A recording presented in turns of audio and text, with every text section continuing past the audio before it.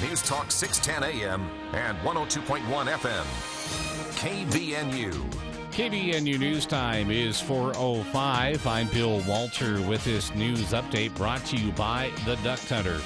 The diagnosis of 614 new positive COVID cases and 20 new deaths from the coronavirus headline the Utah Department of Health report today, including Wednesday's totals. There have been a total of 920,904 positive cases in Utah since the pandemic started in March 2020. There were 35 new cases in northern Utah since yesterday. The 20 new deaths since Tuesday, added to previous totals since the start of the pandemic, means the lives of 4,392 Utahns have been lost to the virus. That includes 223 from Cache, Box Elder, and Rich counties. Recent hospitalizations have dwindled, and today 358 Utahns are in hospital care for COVID. That's 57 fewer than Tuesday. Also, 92 of those patients are in intensive care, 6 fewer than on Tuesday. ICUs at the state's larger hospitals are now at nearly 77% of capacity. Since the pandemic began, 33,024 Utahns have been hospitalized.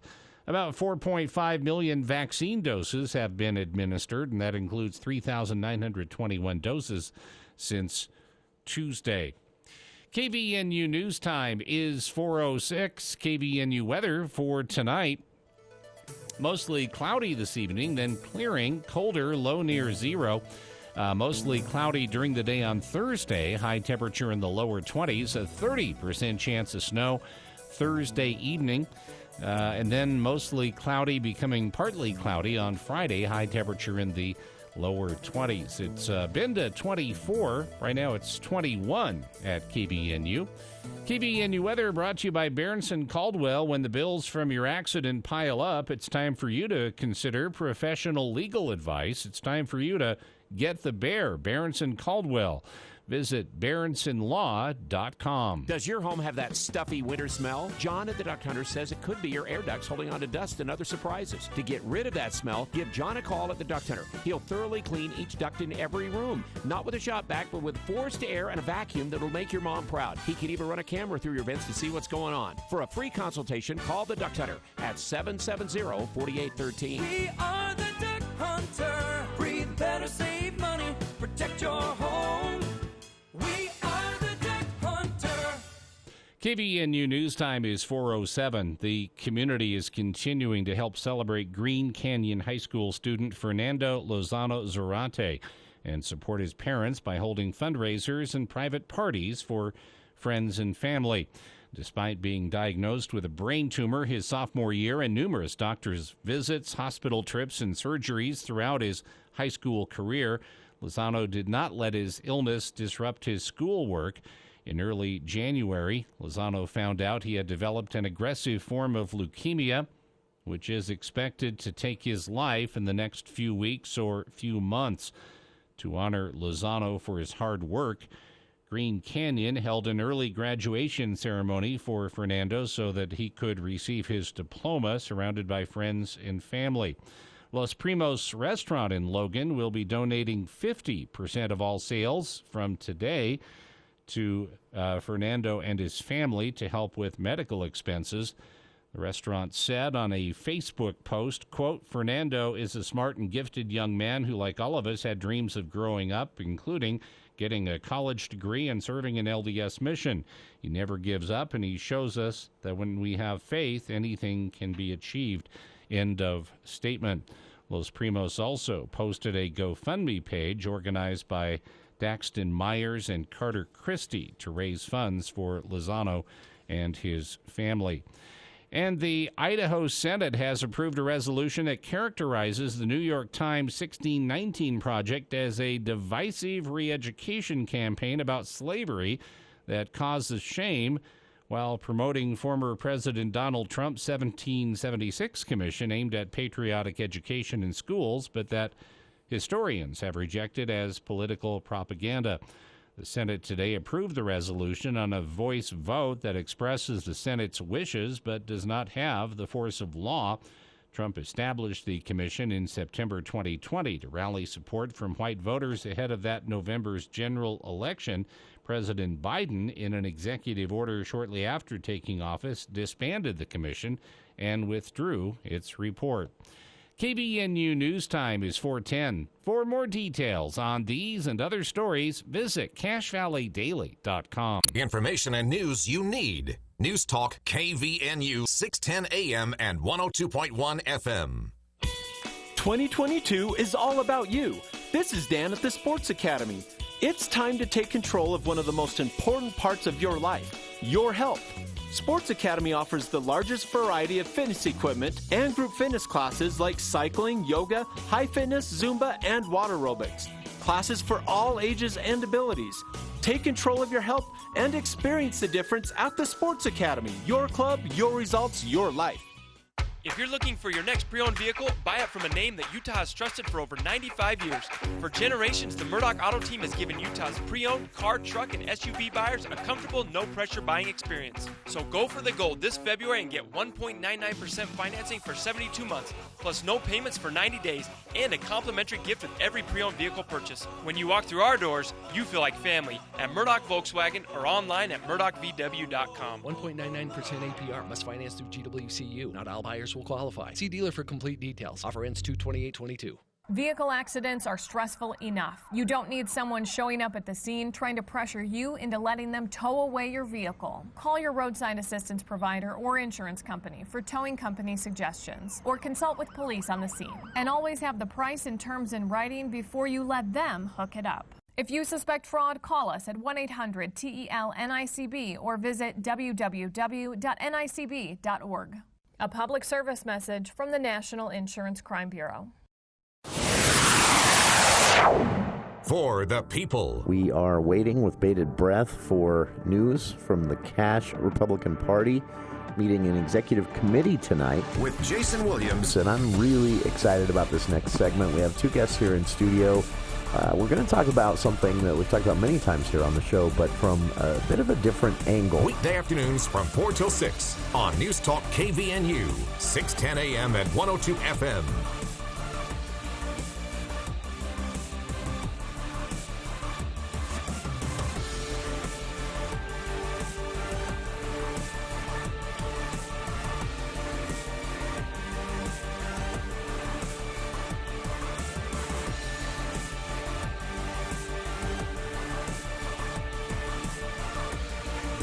Welcome to KVNU's For the People. It is Wednesday, February 23rd. I'm Jason Williams. Bill Walter back in the studio with us. Bill, welcome. I'm back. They probably figured that out when they heard you on the news there, I guess. Well, you never know. Yeah. It is... could have thought I was doing it from some faraway remote location, but no, I am here. It is cold out there today. Man. We're supposed to... And windy. Yeah, we're supposed to climb back into the near 40s by Sunday. But looks like the winds have died down here. Yeah, none as much today. Today was a sustained, frigid 30 to 40 mile an hour wind, it seemed like. That was just horrible. It took just seconds to chill, walking from the door of your car to the door of a building. But luckily, yeah, not as bad today. And then, like I say, looks like it's warming up over the weekend. Not warm, yeah, but not warmer July. than this. Yeah, warmer than this. A lot going on right now on Capitol Hill. The one getting a lot of attention, I don't really understand why, because it's DOA. The governor has said he won't sign them. The House Speaker has said, and when the leadership of your own legislative body says your bill's a dumb idea, which wasn't exactly what the House Speaker said, but the House Speaker said, this doesn't seem like it would be a popular move. And I know everyone I know likes vote by mail. Representative Phil Lyman from Blanding, an area that ironically relies more on vote by mail than a lot of other areas in the state, has a bill, House Bill 371, that is, the committee hearing on this is about to begin. So we may know the status of the bill by the end of this first hour. Maybe not. It might go on for 2 hours. I don't know. I never know how to feel about bills like this because obviously a bill ending vote by mail is a national politics bill. We don't have a problem with it. I mean, we could get into the whole argument of whether or not there was even a problem nationwide. Not a lot of evidence there was, but here in Utah, the lieutenant governor said right here on our own show several months ago, we have basically every statistic related to the last election to back it up and the previous 4. We've been voting by mail for more than 10 years in Utah with no issue when it comes to fraud. I mean, it's just all this writing right there on the wall. But Representative Lyman has House Bill 371 that would basically end vote by mail, would do away with a lot of early voting, and would ramp up election day, traditional election day in-person voting by throwing a little more money at the county clerks to go back to that. Still, despite all that, despite the dropping the cost of vote by mail and everything, the bill still has a price tag of $36 million the first year and $19 million more than vote by mail each ongoing year after that. And when asked why he's sponsoring this bill, Representative Lyman has said repeatedly, well, no, we don't really have a problem here in Utah, but I think we should do this anyway.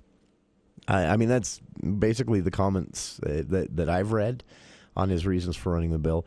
But we all know what this is. You don't have to be a political scientist or even a political junkie to connect the dots on why a state lawmaker would run this bill right now. It's unfortunate because it eats up a lot of time that could be going to serious issues and actually solving problems. Lyman, though, is kind of known as this lawmaker, which makes it unfortunate that one of Cache Valley's own lawmakers has decided to team up with him on this UN conspiracy podcast. Talking to you, Representative Peterson. What are you thinking?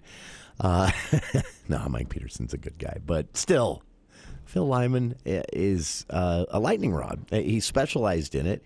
It's his brand, really.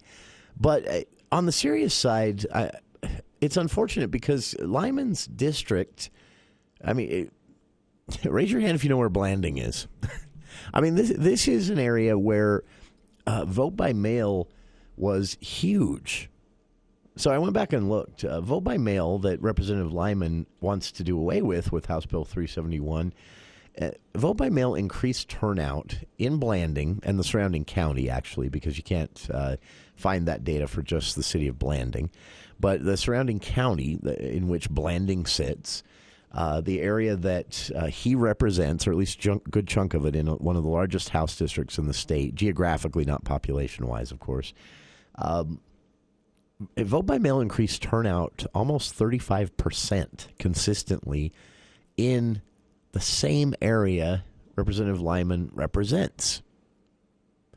And that alone should lead a lawmaker to say, I'm supposed to be representing my district as a House representative. That's the whole point of your job in the legislature, and yet you're not. Who are you representing? And people are asking him this, and I think it's fair. So, like I say, the really unfortunate side of this is the bill's not going to pass. I wouldn't be surprised if this committee that is about to get underway as we speak kills the bill, because the Speaker of the House basically said this bill is a dumb idea. So it might not survive the hour. If it does, it'll go to a House floor debate, and then it probably won't survive that. If it does happen to survive a House floor debate, it's not surviving the Senate. And if it does survive the Senate, on a long shot, the governor has already said he won't sign it. He's not making any major changes to Utah's election system because Utah's election system is fine, and there's an audit from 2019 and an election in 2020 that both prove that. The governor said exactly. So this bill has no future, and yet it's going to take up an hour of committee's time, maybe more. There will be bills that don't get heard on at sign and die, midnight of the 45th day, that die and have to wait until next year. Bills that might make a difference. Bills that might improve something in for life in Utah, that might improve something in your local area. We could see the bill that is seeking to put a lot of money towards expanding and repairing some of our dated infrastructure, for example. That would be much better use of the Government Operations Committee's time. But instead, they're going to be hearing this bill. And that's part of the process. We don't want a situation where a committee just decide. Well, they kind of do. We don't want a situation where a committee just decides, no, that bill's not worth our time. We're not even going to hear it. But as I was about to say that, I was thinking, well, committees actually do that all the time.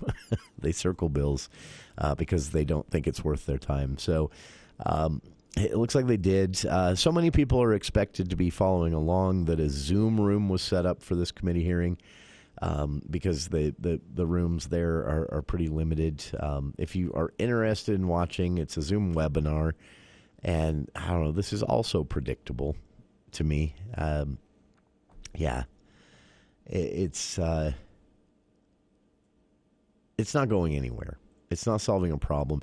A legislative staffer told me once, if you follow the legislature and you want to understand legislation, the very first question you should ask yourself is, what problem is this bill trying to solve? If there isn't a problem to be solved, the bill is a political bill that's more about someone's reelection or more about someone's higher political aspirations. They want to rise up to higher office. I think it's pretty clear on this bill what it is. But if you'd like to hear, I was hoping we'd have some audio clips for you. They were supposed to start right at 4, so I thought I'd be able to grab some as Bill was doing the news there. But they're a bit delayed as they're finding room for all these people. The committee room is already filled up for House Bill 371. The overflow room has filled up, and the Zoom room is quickly filling up, a cap of 250 on that one. So, but like I say, we'll be able to let you know the status of this bill before it's done. Far more important things were given time on Capitol Hill today. Coming up in hour 2, I did some digging. I was really curious about this. Bill, you missed it, but you'll get a chance to be a part of this tomorrow when we get back to the same topic. But yesterday we spoke with John Perry, Assistant General Manager of the Weber Basin Water Conservancy District. And he talked to us about this secondary water metering pilot program they've been running. They actually started it back in 2011, but it got an official thumbs up and more funding from the state a couple of years ago. And then one of their projects they just are about to finish. They started in the fall of 2021 in Woods Cross and will finish up in May. And the pilot program was coming to an end. Well, so there's a bill right now, House Bill 242, that is going to, if passed, take that pilot program and expand it statewide, which means if you're a secondary water user, you get that from your city, for example, here in Cache Valley, a meter would be installed on your secondary water connection. Now, this doesn't mean you're going to see anything change yet as far as what you pay. If you're paying a rate or a fee, a flat rate, a fee, that won't change. It probably will in the future, but right now that won't change. Right now it's literally just installing the meter, and then you'll be presented with, I'm unclear as whether this is a monthly thing or maybe every year, I don't know. You'll get a report of your water usage, and you can see the trends and when you're using the most and things like that. Well, and with the drought, they want to have a handle on sure. Just how much water is each person using. Well, and that's what John told us yesterday. What they found is that this was the whole point of the pilot program. What they found is if they told someone each month how much secondary water they were using in their yard, without even mentioning cutting back or conservation, the water user self-limited. When they were presented with the report and saw how much they were using each month and at what times, most of them cut their water usage voluntarily by about 30%, John told us. So then I was surprised. I mentioned this in hour 2. So we spoke with John in hour 1 of yesterday's show. It was in the House, a House committee at that time. And he got off the phone with us, headed to that House committee. That was at 4:25.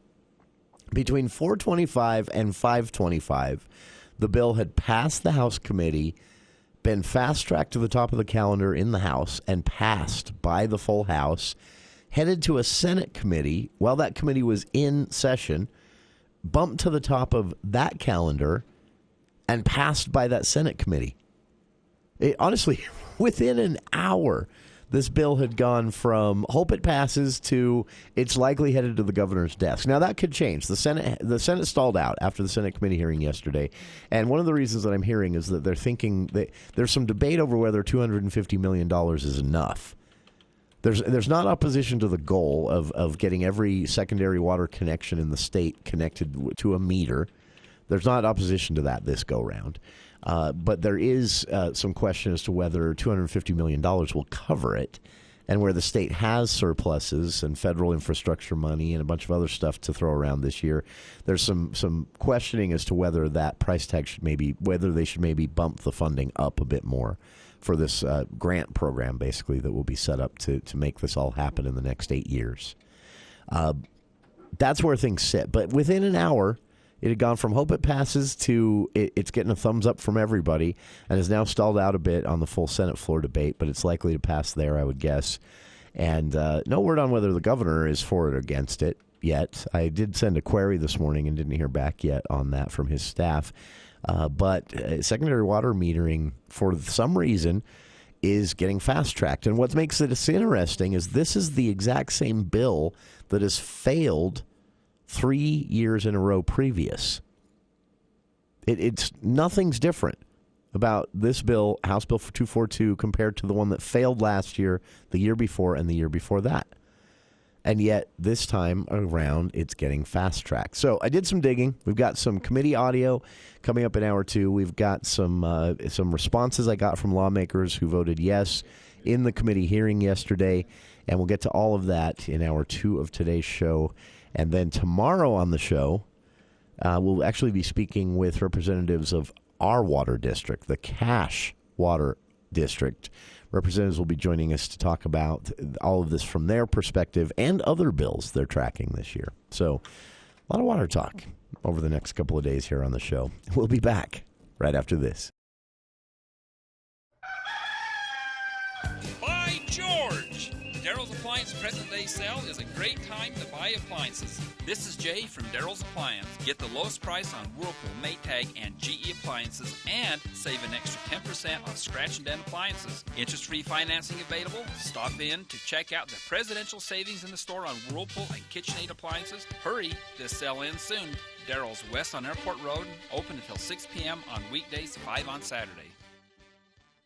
If you're near retirement or thinking about retiring, you probably have questions. How do you make your savings last? How much should you take out and when? You're ready for retirement, but are your finances? Your Edward Jones financial advisor can help you build a strategy to help your finances keep up with your needs over the long haul. You've done what it takes to get there. Now it's time to make the most of retirement. Visit edwardjones.com or stop by your local Edward Jones office. Edward Jones, member SIPC. These are the sounds of a dinner that almost didn't happen. A dinner now served, thanks to people like you. Due to COVID-19, 17 million more Americans may face hunger. Feeding America is helping our neighbors in need. And if you're able, you can too. Donations are being accepted at feedingamerica.org/coronavirus. Brought to you by the Ad Council and Feeding America, 200 food banks strong.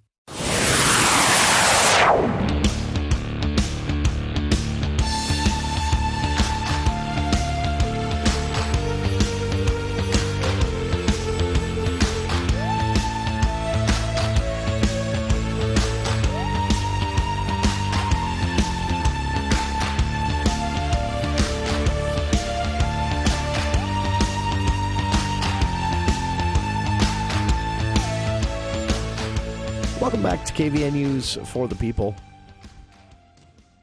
Some cool flu news we'll be getting to. Before we get to that, though, a couple of responses from listeners online and a caller on the line regarding this. Well, I shouldn't call it a controversy. There's no controversy. I was merely curious why House Bill 242, secondary water metering amendments, went from failing 3 years in a row to passing the House committee and House floor debate and a Senate committee in an hour yesterday. And the reason I caught that is we happened to be speaking with John Perry of the Weber Basin Water Conservancy District as all this happened. He got off the phone with us and went to be a part of the committee, and then boom, it was through the House and through a Senate committee.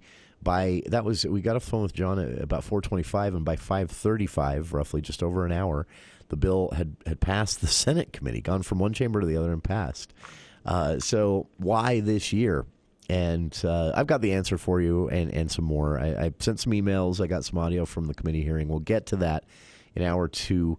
But we do have, like I say, a couple of comments from listeners here we'll get to. First, though, a caller on the line with questions about this secondary water metering bill and its fast track, it looks like, through the legislature this year. Mitch on the line. Mitch, go ahead. Yeah, I got a question and a comment. First, the question. I missed the first part of yesterday. What is secondary water defined as again? Basically anything that isn't filtered and purified for drinking. So it's like irrigation water, stuff like that? Yeah, and specifically these meters would only apply to the either gravity or pump pressurized secondary water systems that are, speckled throughout the state of Utah, like here in Cache Valley. Okay, and then my observation would be, do you think those helicopter flights might have done something to convince some members of our state legislature that this is a real problem? I do, actually. We talked about it that day, and I think you called that day, Mitch, and you and I agreed that it was surprising that it would take something like this, especially considering the expense. But then someone else explained that there was actually no additional expense because these pilots needed training. They were going to be flying the helicopters anyway. They needed training hours. And so they just said, well, let's make this one of your training trips. Go pick up these lawmakers, fly them over the Great Salt Lake. But it does appear to have made a bit of a difference. It seems to have opened some eyes just how bad the water situation is out there. Well, it just seems like to me that our legislature needs to kind of maybe go talk to people more often and find out what's really going on in our state. Because obviously they've got their heads so far in the sand they can't tell anything from China. Mitch, I think that's a fair criticism. If you need a helicopter ride to know the Great Salt Lake has been shrinking and shrinking and shrinking for years, I mean, to be fair, one of my first experiences with this was something I don't often do, but a trip out to near where the Spiral Jetty location is, and just seeing how far away that water was, and then another trip to the bird refuge in Brigham City, which is amazing to see in the spring, but a trip later in the summer and seeing that gone, seeing the bird refuge was just a dry carcass by like July of last summer. And even though that's not, directly connected to the Great Salt Lake, it's the tributary. It's one. That is a wetland that it basically is one of the largest tributaries. And so that really drove it home for me. So maybe the visuals of seeing it from the air that high were necessary, but no, I'm kind of with you, Mitch. I feel like, actually stay tuned because in hour two this comes up again. The executive director of the Department of Natural Resources actually says to lawmakers in a committee hearing over the secondary water metering bill earlier today, he says, we've been sending you this information for years, and I'm just excited you're all listening finally. And I thought that kind of put a perfect cap on it. But great questions, though, Mitch. If others out there have them, 753-5868. Before the news, a couple of comments from listeners online as well. One listener wanting to know what the cost will be to each home, and we'll get to that in hour two as well. I asked that specific question, and it's detailed in the bill. The cost right now is not going, the homeowner doesn't pay on this one. This is a state-funded grant program, basically.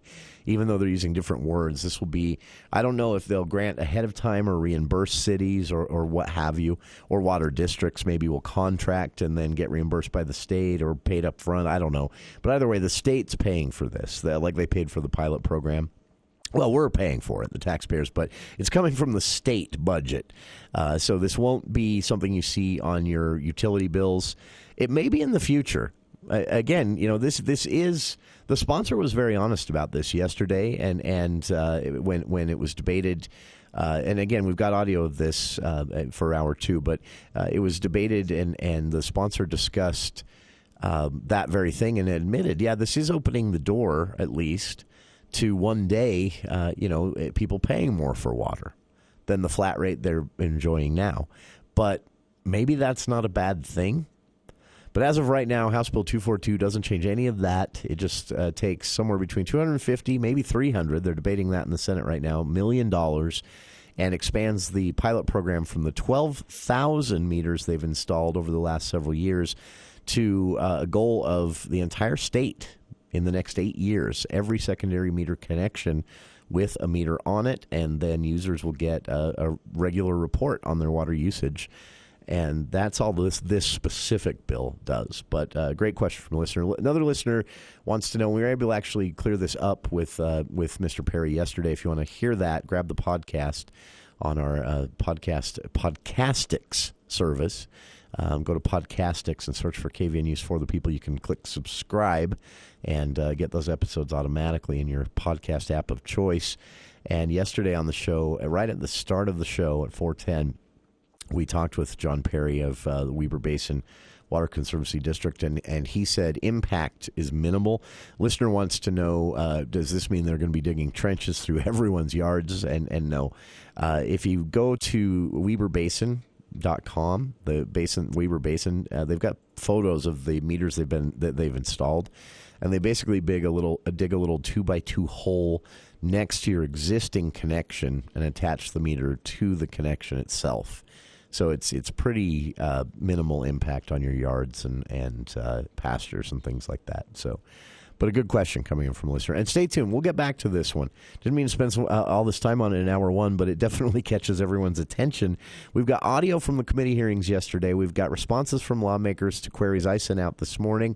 And again, this just caught my eye because after we got done with our interview yesterday with Mr. Perry of the Weber Basin District and plans tomorrow to speak with representatives of our water district about this and all the other water bills they're tracking, in the space of time, about an hour before our show was even over yesterday, the bill had zoomed through committee and House floor debate and a Senate committee, almost unheard of for legislation. But there's a pretty good reason why. We'll spell it out for you, though. We'll be back right after these headlines with KVNU's Bill Walter.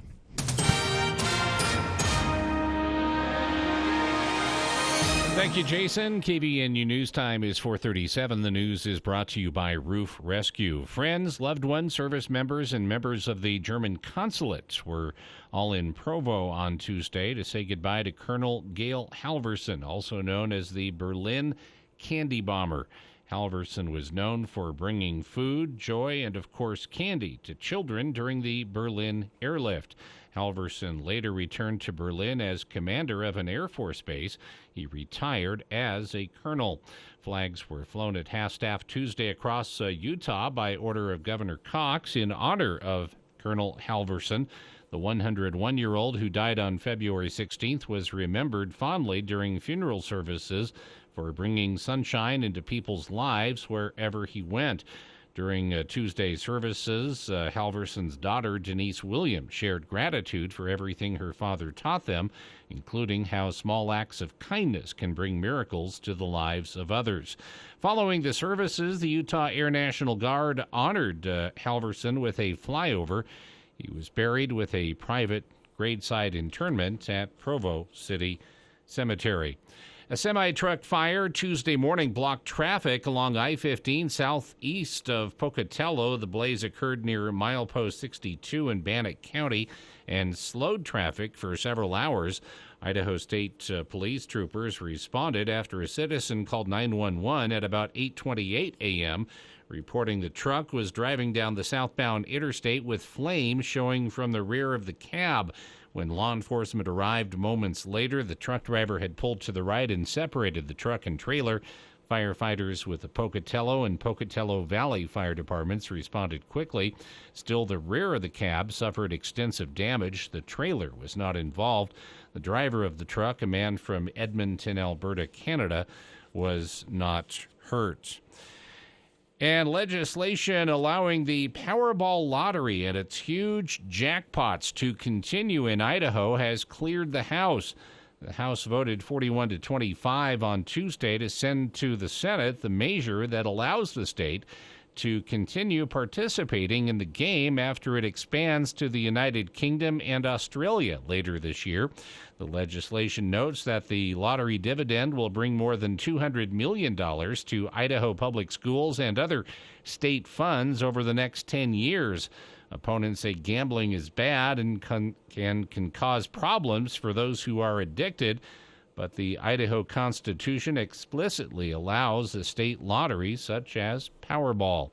KBNU News Time is 4:39. If you think it's expensive to hire a professional, just wait until you hire an amateur. Why the heck is the roof leaking? Larry, you said you got it fixed. I thought it was fixed, Donna. Everything was fine until it started raining. Larry, that's the point of fixing the roof, is so we can actually live here when it's stormy outside. This is David with Roof Rescue. Our experienced roofing team is tried and true and will fix your roof guaranteed. Visit roofrescueusa.com to schedule your free roof inspection. Roof Rescue, providing watertight peace of mind.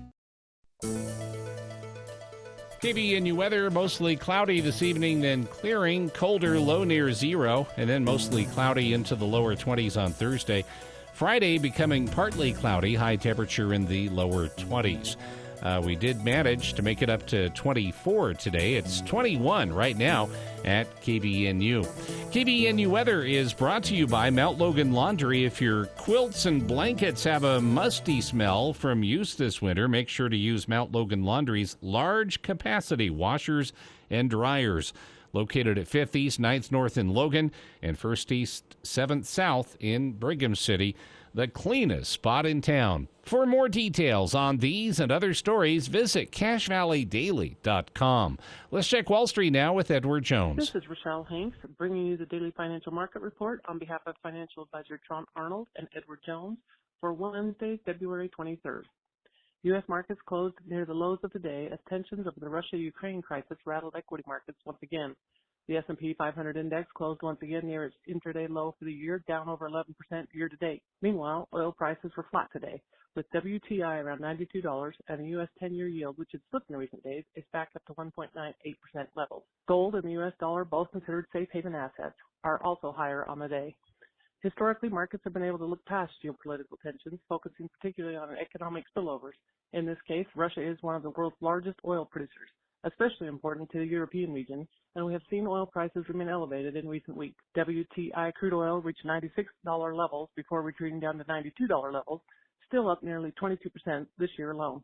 In addition to energy, Russia is also the world's top exporter of wheat, as well as larger producer of commodities such as copper, nickel, and platinum, all used in electric vehicle and electronics manufacturing. Thus, in our view, the Russia-Ukraine crisis could also exacerbate inflationary pressures on energy, food, and certain electronics in the near term, which could keep the pressure on central banks globally. However, from a broader economic perspective, we see the most severe impacts on the immediate European region, with the U.S. economy less exposed to Russia as trading partner overall. U.S. equities closed lower today. The Dow closed down 464 points at 33,132. The Nasdaq closed down 344 points at 13,037, and the S&P closed down 79 points at 4,226. And in the bond market, 10-year Treasury yields are trading at 1.98% higher. In stocks of local interest, Thermo Fisher is down $1.31 to $528.58. Home Depot is down $7.72 to $308.45. Autoliv is down 81 cents to 95.30. Lowe's is up 50 cents to 215.09. Walmart is down $1.40 to 135.05. Nucor is down 73 cents to 117.98. Coca-Cola is down 69 cents to 61.59. R.R. Donnelley & Sons is up 1 cent to 10.83. In commodity markets, the price of crude oil was flat at $91.88. This has been today's financial market report, brought to you on behalf of Edward Jones, member SIPC, and F.A. Tron Arnold, serving individual investors with personalized attention and financial advice at 1202 South Highway 89 in Logan. If you would like additional information, please contact any of our 7 Edward Jones offices in Logan, Providence, and Smithfield. NMLS 1817019. From our Freedom Loan that covers 100% of your closing costs to our $1,000 lowest rate guarantee. As Utah's premier mortgage broker, LendRight Mortgage shops the top lenders in the country to find you the absolute lowest rate and fees. We often beat other lenders' rates by 1/4 to 0.5%. That means a lower mortgage payment for you, which can save you tens of thousands over the life of your loan. Compare us to any lender. If we can't save you a minimum of $1,000, we'll give you $1,000. Nobody does what LendRight Mortgage does. Nobody. See our rates and get a free quote on your purchase or refinance. Call 801-APPROVE or visit lendrightmortgage.com. Crushing other lenders is our specialty. Call 801-APPROVE or visit lendrightmortgage.com. When the bills from your accident pile up, it's time for you to consider professional legal counsel. Get the Bear, Berenson and Caldwell. I'm Amber Kizzer. Berenson and Caldwell helped me get through an auto injury accident. It was not a situation I could have handled on my own. I needed an attorney because I was being harassed. With Berenson and Caldwell, I didn't feel like I had to worry about things. I couldn't deal with the pressure and the stress of it, and he took all that away. I would absolutely recommend them. I would get the Bear. Visit BerensonLaw.com to instantly connect and receive a free case review of your injury. BerensonLaw.com.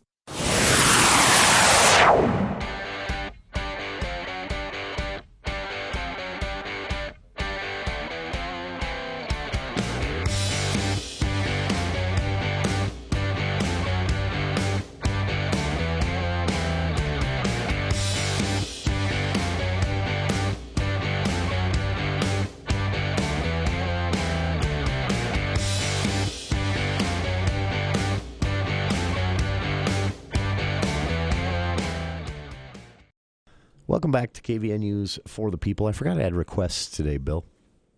I'll clue you in. The request line is open.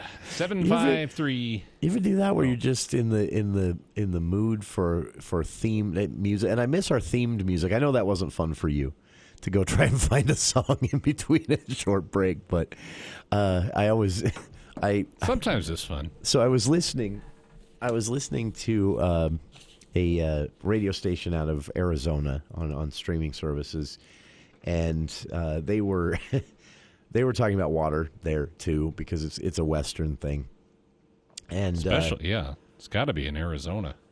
But I realize, and I don't know if this is a really bad thing, but I realize we make this mistake, and by we, I don't know, maybe that's not fair either. I hear a lot this mistake, where, if there is going to be themed bump music, which can be fun and even give listeners a little chuckle, inside jokes are great even if we get that opportunity. But so they were talking about water, and it's almost predictable when you're talking about certain topics. So I was laughing because I'm listening to this radio station out of Arizona, and they're talking about water, and they go to a break, and they come back from that break to Waterfalls by TLC. There you go. And I thought, yeah, because it comes up underwater in the banks, right? in the music banks. And then they get talking about some state auditor issue in Arizona, again, not here in Utah, state auditor issue in which the state auditor found that, the state had in a couple of ways been kind of less than transparent with some of their granting programs that they'd built for businesses. It wasn't that they were wasting money. They just weren't keeping records like they should. And so there was a lot of money that couldn't be accounted for. And then they went to break, and they came back to, and now you'll know, Bill, I forget the name of the band. It's the Money, Money, Money song. Pink Floyd? No. It's like that, but anyway. Oh, the OJs did For the Love of Money. Maybe that's the one. But yeah, it was just like, it was really predictable. It was a song that you hear all the time. And so I was going to challenge you, Bill, to see if you could come up for a themed song for let me see if I can say this right. Influenza B Yamagata and Influenza B Victoria 287. And then we'll take our break. Yeah, and you can see if you can find a song for that. Song that talks about both of those variants of the flu. Yeah, I'm sure there is. Yeah, first day back. Or if there isn't, I'll write one. How was your record vacation? It myself. Welcome home. Thank you. No, this is unthemable. This is just really interesting to me, and it's one, it speaks to I think how just harebrained some of the things you've heard about masks over the last 2 years. I went into the whole let's put masks on thing I'll be honest with you. I'm not saying I'm a genius. I thought it was a good idea before the CDC and local health departments started advising it. And the reason for that is I remember I had an aunt who, sadly, she's passed away since. But at the time, back in 2016, well, actually, it was 15 because it was a Star Wars movie. She really wanted to see the new Star Wars movie with me. She was a huge fan, despite her age. She was in her 70s, and so she wanted to go. But she had just undergone a pretty serious surgery. She also had some somewhat advanced at the time liver disease, and she just in general was a health risk. And her doctors had told her, if you get a flu or even a cold right now, you'll be back in the hospital. And so when you go out, wear a mask. And they'd even instructed her on the different, I noticed, Bill, you have one here. This is the K95 or KN95. They'd even instructed her on that a little bit, the difference between KN95s and regular cloth masks and surgical masks. So there's a KN94 too. KF94. KF94. That's the Korean KN95, basically. Oh, okay. They're cool. They actually have this little origami feature. I bought some just because I thought it was cool. Anyway, so I remembered back in 2015, her doctor's telling her, you don't want a flu or a cold right now as you're recovering. And so so she asked, what if I was thinking about going to a movie with my nephew, and it's going to be pretty crowded. It's a premiere. And he told her, wear a mask. And she did. That was 2015. So I kind of had that in my mind as the pandemic started, thinking, maybe we should be wearing masks. And then, a few weeks later, they said, yeah, you should all put masks on. Do you remember 2 years ago, though, when this first started, you could not find a mask? No, it was impossible. Well, and they told everybody, they said don't hoard them yet. Yeah, because the medical community needs them. We weren't prepared, basically. And so, yeah, they were running short even in hospitals. But back to the point of this, there is evidence and growing evidence that all the mask wearing over the last 2 years has now don't read too much into this because there's 4 different ones and the one we're talking about here is not even the most common, but there is growing evidence that influenza B/Yamagata, one of the 4 major strains, has been eradicated in the last 2 years. It may have gone extinct due to all the mask wearing. Now, we've already seen, the flu numbers in 2020 and 21 greatly reduced, and that's obviously due to all the mask wearing. But this is now evidence that one of the 4 major strains of seasonal flu is no longer with us. And if you want to know more about this, so I'll be honest with you, I'm not an expert on the strains. I didn't know this. There's Victoria, Yamagata, there's B and A, there is a 2/1987 Victoria, there's a 16/1988 Yamagata. And I don't claim for a second to know what the difference between any of them is, but you're not a virologist. Not at all. But I have reached out to some, and we hope to bring them on the show. But again, this is the evidence, by the way, if you're curious, is that the B. Yamagata lineage of the flu strain, it has not been detected, basically, anywhere in anyone for the first time ever since we knew how to do this, at least, which goes back about 100 years. It has not been detected since April of 2020, which strongly suggests that that specific influenza lineage may have become extinct because no one was spreading it. Check it out. A great article in Scientific American about this, and also an attempt to try to explain what these different lineages of the flu virus are, which I'll be honest with you, I kind of stopped reading when I got to the phrase respiratory syncytial virus spread. But if you'd like to read the whole thing, I've linked to it on our Facebook page.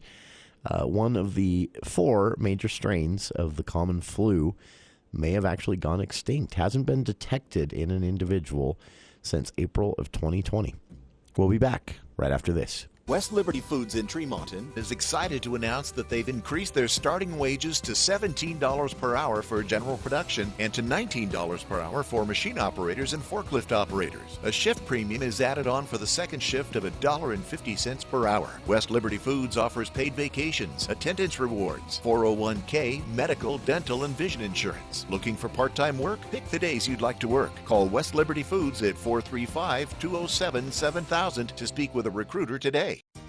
I'm Larry Gelwicks, the getaway guru for Morris Columbus Travel and Princess Cruise Lines. Cruise Alaska with glaciers galore, whale watching, gourmet dining, and non-stop fun. And now it gets even better with free drinks, free Wi-Fi, and free prepaid gratuities. For the best travel deals on the planet, call Morris Columbus Travel. Come on and get away, Morris Columbus.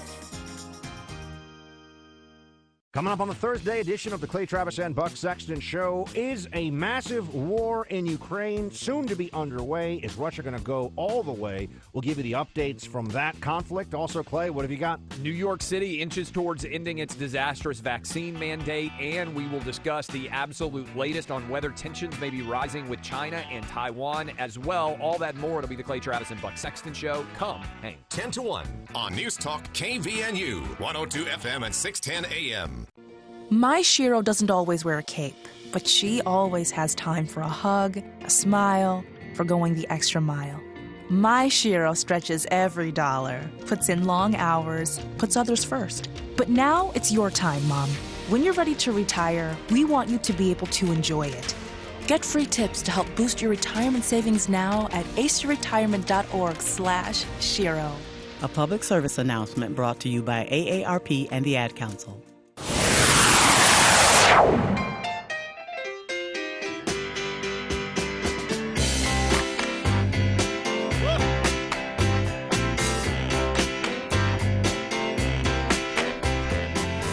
I don't see the flu theme in this song, Bill. Well, this is the nice, cool intro of Rockin' Pneumonia and the Boogie Woogie Flu by Johnny Rivers. That works. Yeah, now I could have. I knew you'd find something. I could have fast forwarded to the actual lyric. I'm impressed. Rockin' Pneumonia and the Boogie Woogie Flu. I'm very, very impressed. But that would have taken more effort, and I wasn't feeling it. Very cool. That again, a little challenge for Bill on his first day back after a few days off. The article, I've linked to it on our Facebook page. You can find two different articles, one in Nature magazine and one in Scientific American, but evidence that the B. Yamagata flu virus strain may have gone extinct. It hasn't been documented in an individual, which it usually is regularly throughout the flu season, but it hasn't been documented in an individual since April of 2020. And scientists, of course, attributing all the mask wearing to this. So, silver linings, right? Even though the pandemic is upon us still, numbers here in Utah still some of the worst numbers we've seen throughout the pandemic, but headed downward quickly, and that's a good sign. And additional evidence that the experts were right yet again when they said Omicron may actually be the final end of this pandemic. Now that's still, that's still up in the air, and it doesn't mean COVID-19 is never going to be heard of again. In fact, we're still going to have seasonal outbreaks. There are going to be isolated locations where you have a health department or a business or whatever say, all right, this is bad. Everyone's got to put masks back on, and more pushing to get vaccinated for those who aren't. But for the most part, it does look like the prediction from virologists and epidemiologists when Omicron came on scene that it was going to wipe out Delta, which had basically wiped out the OG COVID-19. Looks like Omicron has done that, and it of course is presenting a much more mild experience for most people. We still have a lot of hospitalizations and deaths, sadly, but as a percentage of the number of cases, it's nothing compared to even Delta. And as this virus burns out, at least as much as it ever will. Light at the end of the tunnel on all that. So everything headed in the right direction, but I don't know. I just thought this was a cool story. I hate the flu. I plan, personally, I think masks are coming back for me every flu season.